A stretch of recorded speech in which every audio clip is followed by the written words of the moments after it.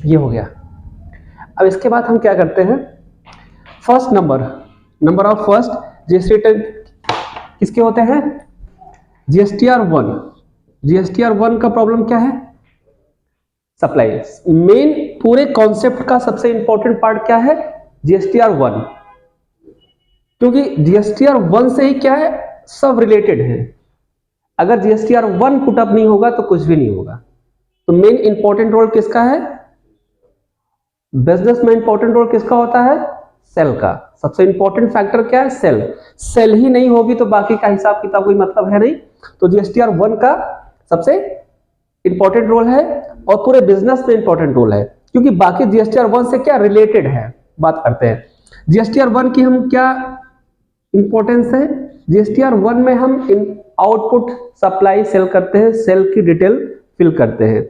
GST return file करते हैं। GSTR 1 जो हम रिटर्न फाइल करते हैं वो क्यों करते हैं, जीएसटीआर 1 फॉर्म के थ्रू हम क्या करते हैं, अपना रिटर्न फाइल करते हैं, जो किसको प्रोसीड करता है, सेल को।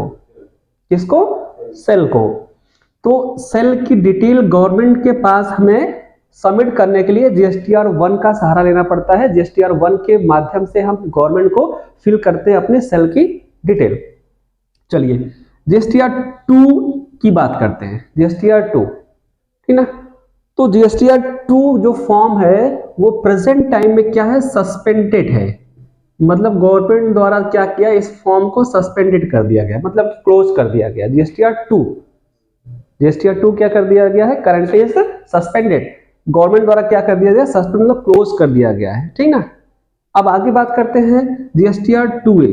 जीएसटीआर 2A, तो जीएसटीआर 2A का रोल क्या होता है हमारे यहाँ। जीएसटीआर 2A में क्या होता है, परचेज। क्या होता है, जीएसटीआर 1 का ऑटो पॉपुलेट होता है किसमें, 2A में। और 2A हमको क्या शो करता है, परचेज डिटेल। क्या शो करता है, परचेज डिटेल। तो ये हो गया हमारा जीएसटीआर 2A। जीएसटीआर 2B की बात करते हैं, जो अभी रिसेंटली लॉन्च हुआ है, जीएसटीआर 2B का रोल क्या है। 2B भी क्या है, ऑटो पॉपुलेट है। 2B भी हम रिटर्न फाइल नहीं करते या मैनुअल रिटर्न नहीं करते हैं। ये क्या है, जीएसटीआर 1 से ऑटो पॉपुलेट है, ठीक ना। तो ऑटो पॉपुलेट में ये क्या हमको शो करता है, ये हमको दिखाता है आईटीसी। क्या दिखाता है, आईटीसी। जितनी आईटीसी इसमें आएगी वही हम क्या कर सकते हैं, क्लेम कर सकते हैं। तो जीएसटीआर 2B का रोल क्या हो गया, आईटीसी का। हमें आईटीसी चेक करना होगा तो कहां जाना पड़ेगा, 2B में जाना पड़ेगा। चलिए नंबर 4 पे हमारा आता है जीएसटीआर 3B। नंबर 4 पे क्या आता है, जीएसटीआर 3B आता है। जीएसटीआर 3B अभी करंट टाइम में क्या सस्पेंडेड चल रहा है। ये फॉर्म की जो एक्टिविटी है वो कहां ट्रांसफर हो गई है, 3B में ट्रांसफर हो गई है। तो एक्चुअल में ये क्या हो गया, गवर्नमेंट के द्वारा क्या कर दिया गया है, सस्पेंडेड कर दिया गया है। मतलब कि अभी कुछ टाइम ये क्लोज कर दिया गया है, इस पे कोई वर्किंग नहीं हो रही है, ठीक। तो जीएसटीआर 3B क्या हो गया, एक प्रकार से सस्पेंडेड हो गया। उस पर आपको दिख रहा होगा, auto populate documented based on the details file GSTR 1, GSTR 2 and tax liability on the proceeding period, ठीक। तो ये जो इसका काम था, इसको इन्होंने कहां ट्रांसफर कर दिया, 3B में ट्रांसफर कर दिया। जीएसटीआर 3 का काम क्या था, जीएसटीआर 1 और जीएसटीआर 2 की टोटल जो लायबिलिटी है, जो एसेट है, जो बन के आ रही है, वो क्या करना, पे करना। लेकिन 3 का काम कहां चला गया, 3B में चला गया। तो 3 का काम क्या हो गया, खत्म हो गया। तो गवर्नमेंट ने इस फॉर्म को क्या कर दिया, सस्पेंड कर दिया। मतलब कुछ टाइम के लिए क्या कर दिया, क्लोज कर दिया। अभी हो सकता है फ्यूचर में इसको ऑन कर सकते हैं, ठीक। उसके बाद 3B में आते हैं। तो यहां का वर्क कहां हो गया, ट्रांसफर हो गया 3B में।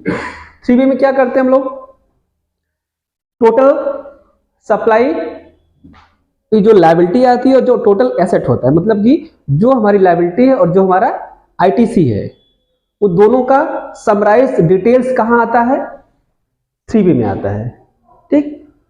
ये काम हो गया कि हम दोनों की जो लायबिलिटी बन रही है और जो आईटीसी बन रही है, उसकी डिटेल हमको कहां मिलेगी, जीएसटीआर 3B में मिलेगी, क्लियर। अब जीएसटीआर 3B में एक काम और होता है, लायबिलिटी पेड।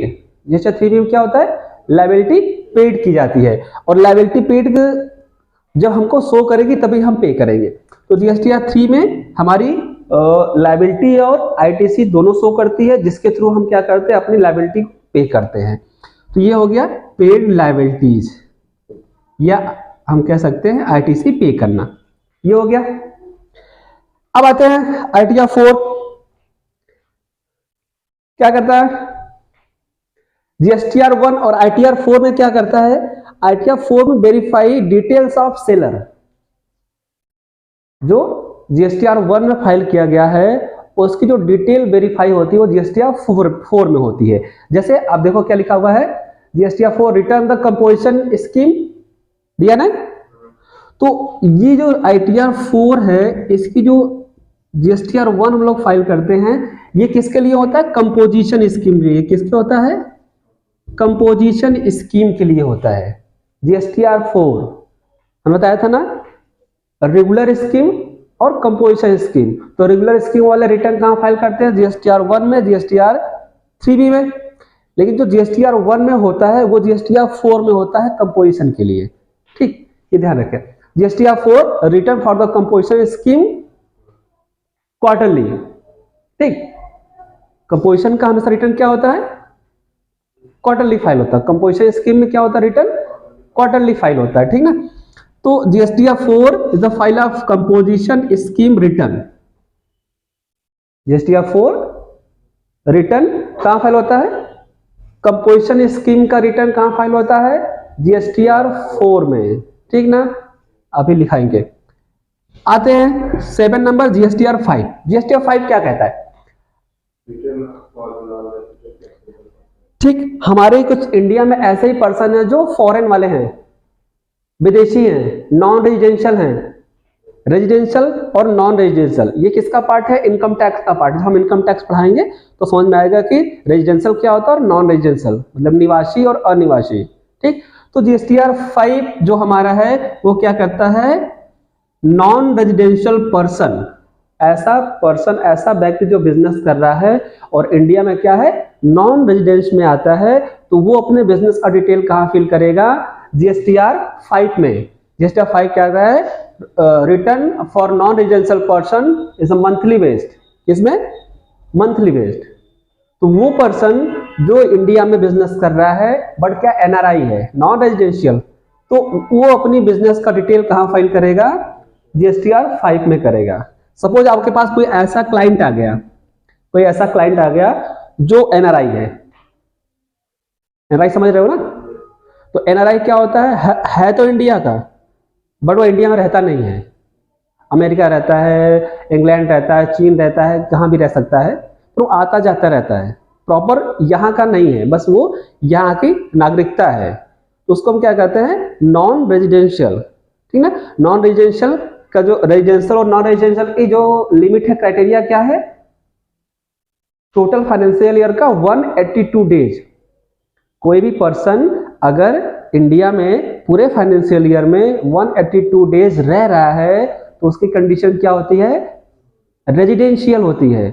अगर वो 182 डेज नहीं रह रहा है तो उसकी क्राइटेरिया क्या आएगी, नॉन रेजिडेंशियल में आएगी। तो जो एनआरआई होता है वो नॉन रेजिडेंशियल में आता है। और ऐसा पर्सन जो यहाँ पे बिजनेस कर रहा है और जीएसटी में रजिस्टर्ड है, तो अपनी जो सेल की रिपोर्ट है वो जीएसटीआर 1 में ना दिखाकर जीएसटीआर 5 में दिखाएगा। क्लियर।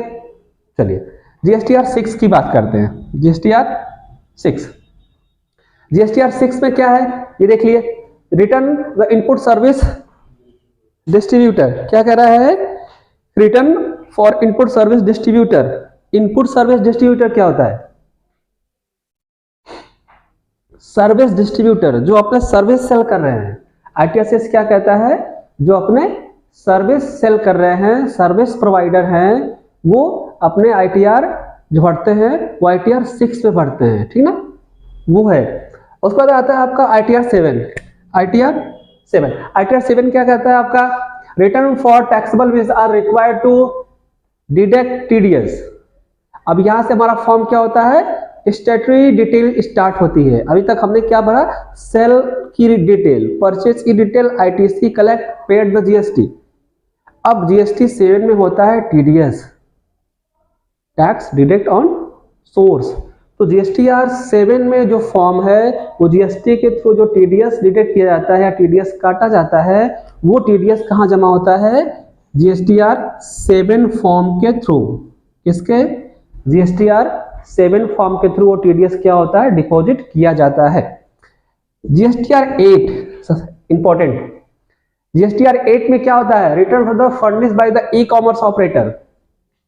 ई कॉमर्स ऑपरेटर क्या होता है, फ्लिपकार्ट, अमेजन, ओला, उबर, ठीक ना, ओयो हो गया, जोमेटो हो गया, फ्लिपकार्ट हो गया, अमेजन हो गया, मंत्रा हो गया, जितने भी आपके ऑनलाइन हैं, ऐसा बिजनेस, ऐसे बिजनेस पर्सन जो अपने बिजनेस को ऑनलाइन पोर्टल पे करते हैं, ई कॉमर्स के थ्रू करते हैं, वो अपनी रिटर्न कहाँ फाइल करने वाले हैं, GSTR 8, GSTR 8 में। इस अब डिफरेंस समझ में आ रहा है। जो नॉर्मल रजिस्ट्रेशन पर रजिस्टर्ड पर्सन है वो GSTR 1 में करेगा, ध्यान रखना, नॉर्मल बिजनेस है वो क्या करेगा, GSTR 1 में करेगा। लेकिन अगर ई कॉमर्स ऑपरेटर है, ई कॉमर्स सर्विस प्रोवाइड करता है, तो वो GSTR 8 में फाइल करेगा। क्लियर। GSTR 9 की बात करते हैं। GSTR 9 और 9C ये क्या है, एनुअल रिटर्न है, ये साल में एक बार फाइल होते हैं, ठीक है। इसको कहते हैं ऑडिट फॉर्म भी कहते हैं, एनुअल रिपोर्ट फॉर्म भी कहते हैं, ये ध्यान रखिए। तो 9 हमारा क्या है, annual return for the normal registered person. जो GSTR 9 है वो क्या होता है, नॉर्मल रजिस्ट्रेशन हम आप हैं, और इसकी लिमिट फी क्या है, 1.5, अब तो बढ़ गई है, 1.5 CR, करोड़, 1.5 करोड़, 1.5 CR की लिमिट अगर आपका बिजनेस क्रॉस कर रहा है तो आप एनुअल रिटर्न फाइल करना आपके लिए मैंडेटरी है, GSTR 9 और GSTR 9C, ठीक ना। ये सब सबको नहीं फाइल करना है, ये किसको फाइल करना है, जिसका एनुअल रिटर्न 1.5 करोड़ से एबव जा रहा है, उसको क्या करना है, ये रिटर्न फाइल करना है, ठीक है। देखो मैसेज आ रहा है क्या ग्रुप में, ठीक है। तो 9 हो गया हमारा नॉर्मल टैक्स पर्सन और 9C हो गया हमारा ऑडिट। 9A, B, C तीनों हैं, ठीक ना, तीनों को हम देख लेते हैं। हमारा क्या है, 9 हो गया हमारा annual return normal tax payer, 9B हो गया हमारा annual return for the e commerce platform. Normal जो सिर्फ 9 है वो क्या है, नॉर्मल टैक्स पेयर सबके लिए है, नॉर्मल टैक्स पेयर जो ई कॉमर्स ऑपरेटर को छोड़कर है। 9B हमारा है जो ई कॉमर्स ऑपरेटर है, ई कॉमर्स पे बिजनेस कर रहे हैं, 9B हमारा है, ठीक ना। 9B हमारा है annual return for the e commerce platform पे, द ई कॉमर्स ऑपरेटर जो बिजनेस कर रहे हैं उनके लिए है। 9C हमारा है annual return for the tax payer और the required to get off the accounts audit of CA। 9C में हम क्या कर सकते हैं, ऑडिट हमारे लिए कंपलसरी है जो CA के थ्रू होगा, बट अभी क्या हो गया, CA की मैंडेटरी भी हटा दिया गया है, नॉर्मल अब ओनर भी ऑडिट कर सकता है। उसके बाद आता है GSTR 10, annual return of the registered person, GST registered gate to cancel. ये क्या हमारा GSTR 10 है, कोई भी रजिस्टर्ड पर्सन जो अपनी GST कैंसिल करना चाह रहा हो, जो अपनी GST कैंसिल करना, क्या लिखा हुआ है देखो, GSTR 10 annual return for the registered tax payer who the GST registered get the cancel on the after the registration GST is cancellation of surrender. मतलब कि उसके पहले अगर आप GST कैंसिल करना चाह रहे हैं तो उसके बाद आपको क्या भरना पड़ेगा, GSTR 10 फॉर्म फाइल करना पड़ेगा, ठीक है।